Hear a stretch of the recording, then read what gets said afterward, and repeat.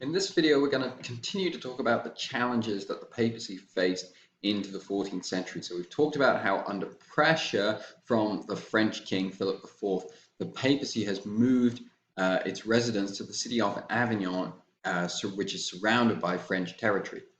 And Rome was quite violent at the time, and so there was some dangers to the popes for remaining in Rome.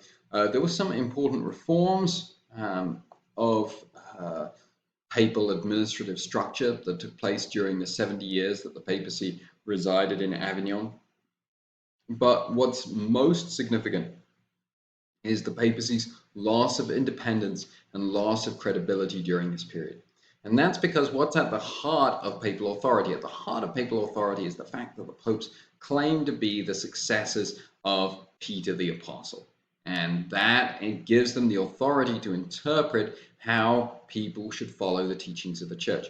Without that, their authority is simply their own word. And the fact that they're not in Rome anymore, Rome, which was the site of where Peter taught, the site of Peter where Peter's body is buried, means that it's very easy, or at least increasingly easy, for people to see them simply as puppets controlled by the French rulers, which to a certain extent is true. And so this leads to a significant decline in papal independence and papal authority. In 1377, a mystic from Italy named Catherine of Siena convinced the current pope in Avignon, Gregory XI, to return to Rome. I think it's really interesting to compare Catherine and Joan of Arc. We're not going to go into as much detail with Catherine, but you have here, they're basically 50 years apart. This is a spiritual crisis rather than a political crisis, but you have a woman who is very much acting independently, stepping outside the typical expectations of someone of her station to address and even correct the Pope and demand that the Pope return to Rome in order to most effectively lead the church. And her appeal is successful. However, Gregory VIII was already very old, and he returns to Rome in the summer when, because of the river, the city is especially unhealthy, and he falls sick and dies very quickly after returning to Italy. And so now there's going to be a papal conclave to elect the new pope. And so the cardinals are in there. There are a lot of French cardinals who have been chosen under the influence of the French kings all these years that the popes were residing in Avignon, and they don't want to be in Rome. They want to return to France. But there are also the Italian people and the Roman people who are rioting in the streets, and they're saying, give us a Roman pope, or at least give us an Italian. And we have stories that they broke into the building where the conclave was being held, and they're in the floor on the floor below the cardinals, and there are pipes that are sort of being jabbed up through the ceiling, and the cardinals are kind of dancing around. Oh no, we have to elect a pope quickly. And so they do elect an Italian. They elect an Italian who takes the name of Urban VI. Now, we're told that Urban very much wanted to reform the church, but that he was not at all diplomatic. And he's not at all shy of telling his subordinates, telling these other cardinals that they're behaving in corrupt ways, that they're wrong. He calls them a brood of vipers at one point. And it's not as though he's necessarily wrong, but it's considering the way that he was elected, considering the context of the papacy, it's undiplomatic. And some of these cardinals only need the barest excuse to return to Avignon to say that the election of Urban VI was invalid. Why was it invalid? Because you can't be forced to elect someone as the Pope. They claim that the riot that's going on in the city forced them to elect Urban, that his election is not legitimate, and they elect another French cardinal who takes the name Clement VII as the new Pope. And so now we kind of moved on from the Avignon papacy that lasts from about 1304 to 1377, and now we've moved into a period called the Great Western Schism.